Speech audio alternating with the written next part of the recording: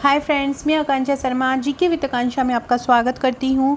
आज हम मध्य प्रदेश की रियासतें पढ़ने वाले हैं। यूनिट 5 है ये पेपर 1 की। तो चलिए स्टार्ट करते हैं। और ये जो हमारा मेंस का जो क्रैश कोर्स चल रहा है उसकी 9वीं क्लास है। उसके पहले हम 8 क्लास कर चुके हैं, मतलब प्राचीन इतिहास, आधुनिक इतिहास, मध्यकालीन इतिहास, मध्य प्रदेश इतिहास, और अब आज की हमारी क्लास रहेगी मध्य प्रदेश रियासतें। अगर आपने इसके पहले की क्लासेस नहीं देखी हैं तो पहले वो देख लीजिएगा। प्लेलिस्ट में आपको उसका लिंक मिल जाएगा MPPSC मेंस क्लास के नाम से। तो पहले आप वो देखेंगे ना तो आपका कंटिन्यू चलता चला जाएगा। एक कमेंट बॉक्स में मेरे पास आया था मैसेज कि आप वीडियो में करवाएंगे पूरा, तो मेरी तो कोशिश हमेशा ही यही रहती है कि मैं वीडियो में कवर करवा दूँ। ऐसा ही मेरा प्रीलिम्स का था और हमेशा मेरा मेंस का भी यही था। बस आप लोग अच्छे से पढ़ाई कीजिए। आप लोग रेगुलर वीडियोस नहीं देखते हैं तो आप लोग का फिर एकदम से पेपर के टाइम आप लोग बिल्कुल एक्टिव हो जाते हैं और वैसे आप बिल्कुल निष्क्रिय रहते हैं। तो चलिए स्टार्ट करते हैं। मध्य प्रदेश की रियासतें में ये 5-11-3 नंबर का ये मेरा पैकेज है। मध्य प्रदेश रियासतों की जो बुकलेट आपको मेरे मेंस के पैकेज के साथ मिलती है उसमें गोंडवाना रियासत, बुंदेली रियासत, बघेली, होलकर, सिंधिया, भोपाल रियासत, ये 6 रियासतें आपको मिलती हैं। सबसे पहले आज हम जो पढ़ने वाले हैं गोंडवाना रियासत के बारे में पढ़ने वाले हैं। गोंडवाना रियासत के बारे में हम इस तरह से पढ़ेंगे कि इससे हमारा 3 नंबर का भी क्वेश्चन आए तो वो बन जाए, 5 नंबर का आए तो वो बन जाए और 11 नंबर का आए तो वो बन जाए, है ना। सबसे पहले अगर नए हैं तो चैनल को सब्सक्राइब कर लीजिएगा। डिस्क्रिप्शन बॉक्स में मेरे व्हाट्सअप, टेलीग्राम, फेसबुक, ट्विटर और इंस्टा की लिंक मिल जाएगी, तो उसको ज्वाइन कर लीजिएगा। सब जीके विद आकांक्षा के नाम से इंस्टा पे आप मुझे, ये मेरी यूज़र आईडी है, आप मुझे सर्च कर सकते हैं। लिंक भी आपको मिलेगी कांक्षा 1957। तो अगर आप ये वाला यूज़र आईडी से अगर मुझे इंस्टा पे सर्च करेंगे तो इंस्टा पे भी मिल जाऊंगी मैं, तो इंस्टा पर भी मुझे फॉलो कर लीजिएगा। मध्य प्रदेश के गोंडवाना रियासत पर प्रकाश डालिए। तो मध्य प्रदेश का जो गोंडवाना रियासत वंश है उसका इतिहास प्राचीनता एवं समृद्धता लिए हुए है। जो मध्य प्रदेश में गोंडवाना जो वंश था उसको 3 भागों में विभक्त किया गया है।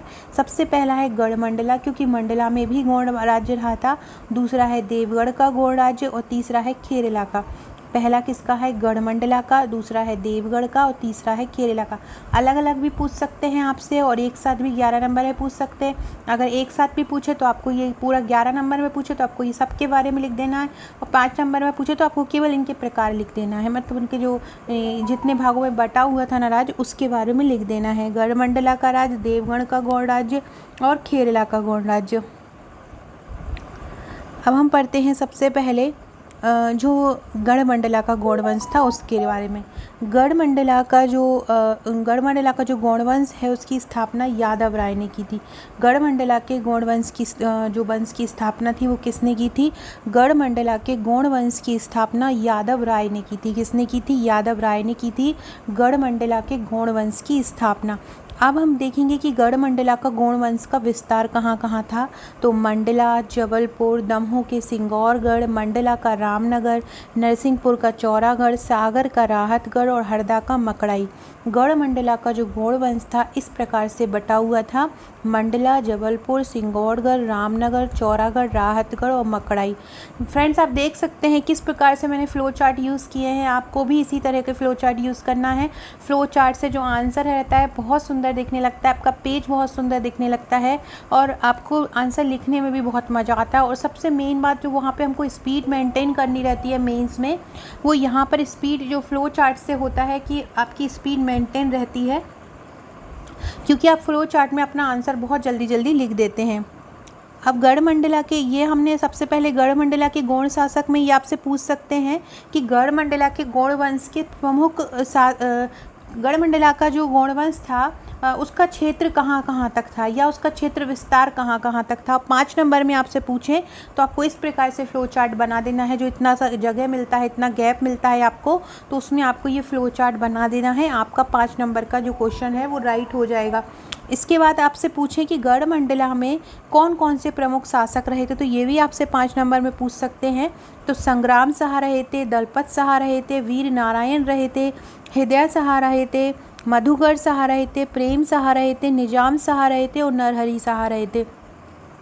ये वीर नारायण जो थे दुर्गावती जो उनके पुत्र थे दुर्गावती के, तो वीर नारायण की उनको उन्होंने अपने पुत्र को गद्दी पर बिठाया था। और इस प्रकार से ये सभी उनके गढ़ मंडला के प्रमुख शासक थे। संग्राम शाह, दलपत शाह, वीर नारायण, हृदय शाह, मधुकर शाह, प्रेम शाह, निजाम शाह और नरहरि शाह। तो अगर आपको 11 नंबर में आता है ना, तो ये सभी आपको लिखना है। मध्य प्रदेश में गोंडवाना वंश, फिर उसके क्षेत्र का विस्तार, फिर उसके प्रमुख शासक। लेकिन अगर 5-5 नंबर में आता है तो आपको जितना जितना दिया है, जितना जितना मैं ये फ्लो चार्ट में बनाई हूँ, आपको ये पूरा सा लिख देना है। अब हम पढ़ते हैं, ये प्रमुख पॉइंट आपको लिख देना है। गोंड वंश की उत्पत्ति का प्रमाण, गोंड वंश की जो उत्पत्ति का प्रमाण मिला है वो पुलत्स्य वंशिका से मिला है। कहाँ से मिला है? एक सेकेंड रुकिएगा फ्रेंड।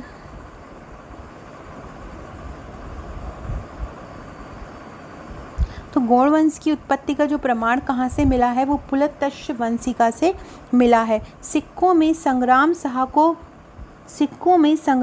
को पुक्तवंशी कहा गया है।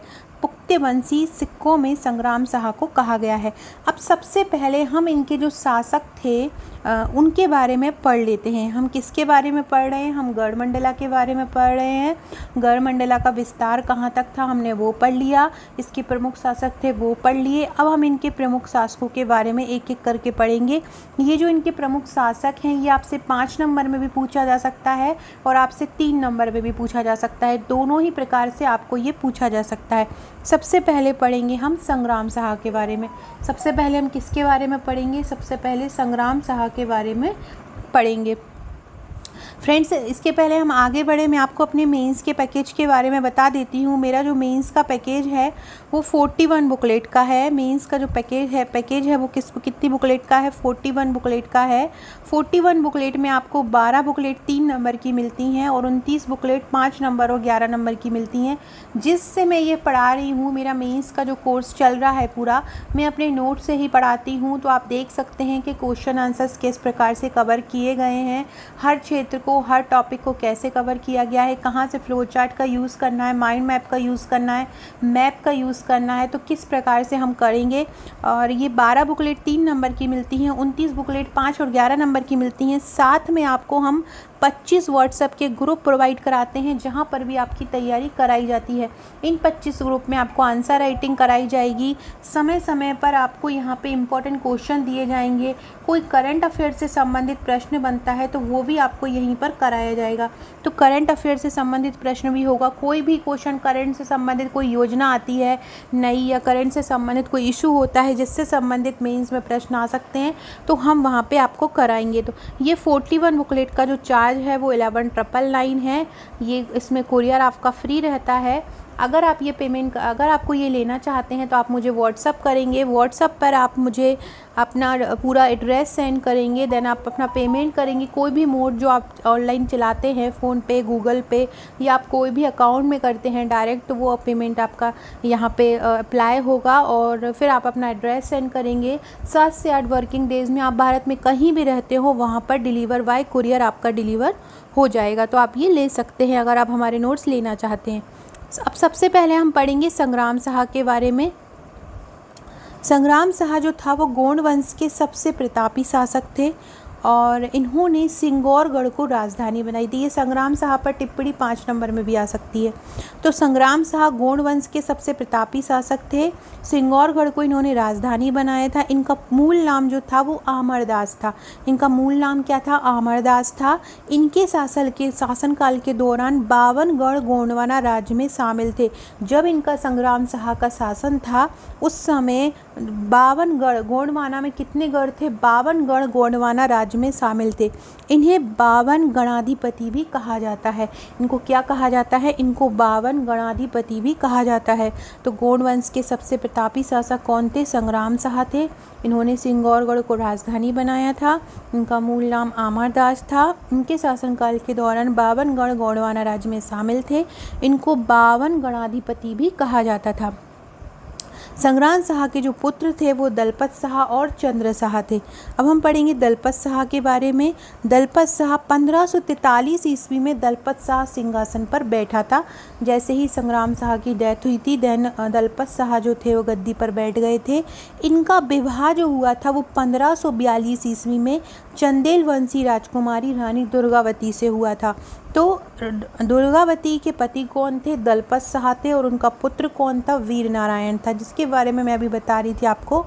तो 1543 ईस्वी में दलपत शाह सिंहासन पर बैठे। संग्राम शाह के दलपत शाह पुत्र थे और ये 1543 में बैठे थे और 1542 में इनका विवाह रानी दुर्गावती से हुआ था। दलपत शाह का पुत्र वीर नारायण था। दलपत शाह की मृत्यु के बाद उसका नाबालिग जो पुत्र था वीर नारायण, वो उसको गद्दी पर बिठाया गया। दलपत शाह का भाई जो था वो चंद्र शाह था। 1550 में दलपत शाह की मृत्यु हो गई। अब हम रानी दुर्गावती के बारे में पढ़ेंगे। रानी दुर्गावती और अकबर का युद्ध हुआ था।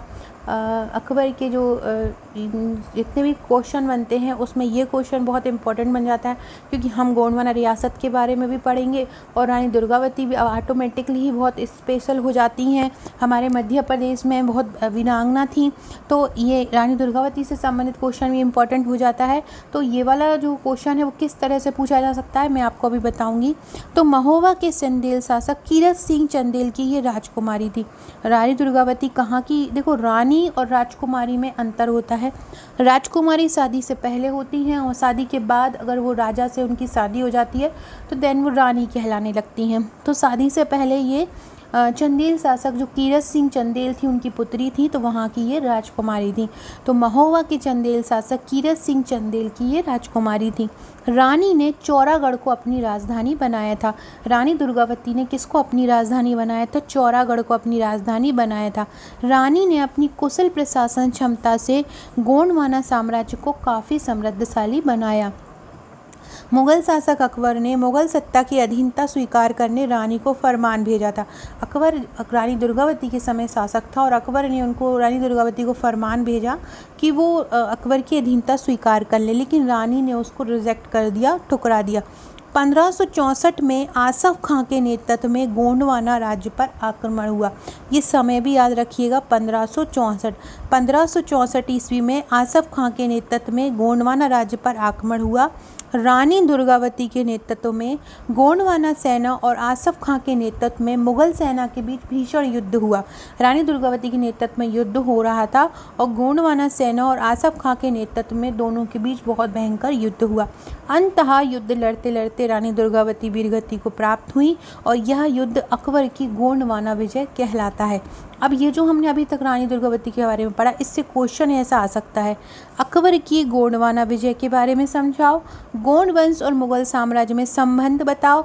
इनका उत्तर ये रानी दुर्गावती से ऊपर जो है ना वहाँ से प्रारंभ होगा। तो ये मैंने यहाँ पे एक आपको की पॉइंट करके एक हिंट डाली है कि अगर इस प्रकार का क्वेश्चन आता है, क्योंकि अभी तो हम डिटेल में पूरा गोंडवाना वंश पढ़ रहे हैं, तो अगर इस तरह का क्वेश्चन आता है तो रानी दुर्गावती से स्टार्ट करके, जो रानी दुर्गावती चंदेल शासक की राजकुमारी थी, फिर उन्होंने वीरगति को प्राप्त हुई, आसफ खां के नेतृत्व में अकबर ने उनके लिए विरुद्ध सेना भेजी, तो ये सभी आपको इस आंसर में लिख देना है। गोंड वंश का जो अंतिम वंशज था वो शंकर शाह और रघुनाथ शाह थे। शंकर शाह निजाम शाह के प्रपौत्र थे। सुमेर शाह के एकमात्र पुत्र थे। महारानी दुर्गावती के प्रतापी वंश से थे ये। 1857 क्रांति का नेतृत्व महाकौशल क्षेत्र से शंकर शाह ने किया। शंकर शाह ने कहाँ से नेतृत्व किया? 1857 क्रांति के नेतृत्व महाकौशल क्षेत्र से किया। आपने भी प्रीलिम्स एग्ज़ाम दिया होगा तो आपने इनके बारे में पढ़ा होगा। और अभी शिवराज जी ने भी मंडला में बहुत ज़्यादा इनके नाम पर किए हैं, कॉलेज स्कूल इन्हीं के नाम पर चलाए हैं। मंडला में बहुत सारी योजनाएं भी स्टार्ट की हैं, तो आप एक बार देखिएगा, तो वो की पॉइंट भी हम इधर पे डाल सकते हैं। मैं जो आपको मध्य प्रदेश स्पेशल का एक ग्रुप मिला होगा मेरे MPPSC मेंस के नोट्स के साथ, वहाँ मैं इसके मेन की पॉइंट डाल दूँगी, तो आप उसको भी एग्ज़ाम हॉल में जब भी आपको याद रहे तो आप उनको भी ऐड करते जाइएगा। करंट डाटा मुझे कोई मिलता है, न्यूज़पेपर की कोई कटिंग मुझे मिलती है बहुत अच्छी होती है जो, तो वो भी मैं आपको वहीं उस ग्रुप में डाल देती हूँ, तो वो आप लोग अच्छे संभाल के रखते जाया कीजिए। क्लार्क के अत्याचारों को ख़त्म करने के लिए इन्होंने संघर्ष का ऐलान किया था। क्लार्क ने अपने गुप्तचर भद्द सिंह को साधु भेष में शंकर शाह की तैयारी की खबर लेने भेजा था। अगला है रघुनाथ शाह। तो शंकर शाह के पुत्र थे रघुनाथ शाह। इन्होंने अंग्रेज़ों से अपने पिता के साथ तोप से उड़ा दिया था। इसे अंग्रेज़ों ने, रघुनाथ शाह को अंग्रेज़ों ने कैसे उड़ा दिया था? इनके पिता के साथ तोप से उड़ा दिया था। अगला है चंद्र शाह। दलपत शाह का भाई चंद्र शाह मुगलों को 10 गढ़ देने के बाद पुनः गद्दी पर बैठा था। 1576 ईस्वी तक इन्होंने शासन किया। चंद्र शाह की हत्या उसके छोटे पुत्र मधुकर शाह ने मदन महल में ही कर दी थी। मदन महल हमारे जबलपुर में है। और राज सिंहासन को हत्या लिया था। लास्ट में है प्रेम शाह। तो प्रेम शाह 1586 ईस्वी में मधुकर शाह के बाद शासक, लगभग 40 वर्ष तक इन्होंने शासन किया। मुगलों से हृदय शाह के संबंध अच्छे थे, अतः प्रेम शाह के बाद हृदय शाह शासक बना था। हृदय शाह के बारे में अगर पढ़ें तो हृदय शाह ने रामनगर मंडला को राजधानी बनाया था। हृदय शाह ने किसको बनाया था? रामनगर मंडला को। मंडला के पास ही इन्होंने हृदय नगर की स्थापना की थी। ये वाला क्वेश्चन एक बार प्रीलिम्स में पूछा था 2020 के प्रीलिम्स में। हृदय नगर की स्थापना किसने की थी? मोती महल का निर्माण भी मंडला में कराया था। उनके 2 पुत्र थे हृदय शाह के, छत्र शाह और हीर सिंह। छत्र शाह के बारे में पढ़ें तो छत्र शाह हृदय शाह की मृत्यु के बाद उसके पुत्र छत्र शाह ने 13 वर्ष तक शासन किया था। इसके बाद हरि सिंह के पुत्र पहाड़ सिंह ने गोंड राज्य में शासन किया और बाद में औरंगजेब की अधीनता स्वीकार कर ली थी और औरंगजेब की सेना में शामिल हो गया था। फिर आए थे पहाड़ सिंह। पहाड़ सिंह भी औरंगजेब की सेना में शामिल होने के बाद नरेंद्र शाह गढ़मंडला का शासन बना था। नरेंद्र शाह के बाद उसका पुत्र महाराज शाह आया। महाराज शाह के बाद उसका पुत्र शिवराज शाह आया। 1749 में शिवराज के भाई जो थे निजाम शाह, उन्होंने अपनी हाथों में सत्ता ले ली थी। 1776 में निजाम शाह की मृत्यु के बाद उसका जो भतीजा था वो नरहरि शाह गद्दी पर बैठा। नरहरि के बाद गढ़मंडला पर मराठों का नियंत्रण स्थापित हो गया था। तो इस प्रकार से हमने ये गढ़मंडला का गोंड राज्य पढ़ा। हम कल जो वीडियो पढ़ेंगे उसमें देवगढ़ का गोंड राज्य पढ़ेंगे। इस प्रकार से हमने ये पूरे शासक के बारे में पढ़ा। तो हम यहाँ लिख देंगे निष्कर्षतः गढ़मंडला के गोंड साम्राज्य में इन सभी शासकों का प्रभाव रहा है। तो इस प्रकार से आप ये इसमें निष्कर्ष लिख सकते हैं। नेक्स्ट हम अब अगला क्वेश्चन जो है देवगढ़ का गोंड राज्य वो अगले वीडियो में पढ़ेंगे, कल पढ़ेंगे। तो अच्छे से पढ़ाई करते जाइएगा। आज सीट भी बढ़ी हैं 7-8 और चांसेस है कि और भी सीट रिजल्ट के पहले बढ़ सकती है। तो जिसको भी अपने 1-2 नंबर में डाउट लग रहा है वो मेंस की तैयारी स्टार्ट कर दीजिए। मेंस के बिना वैसे भी प्री का कोई मतलब नहीं होता। ये वनडे एग्ज़ाम तो है नहीं है, 3 पेज से आप लोग को गुजरता है। ज़रूर करते जाइएगा। वीडियो अच्छा लगे तो लाइक शेयर सब्सक्राइब ज़रूर कीजिएगा। Okay friends, thank you.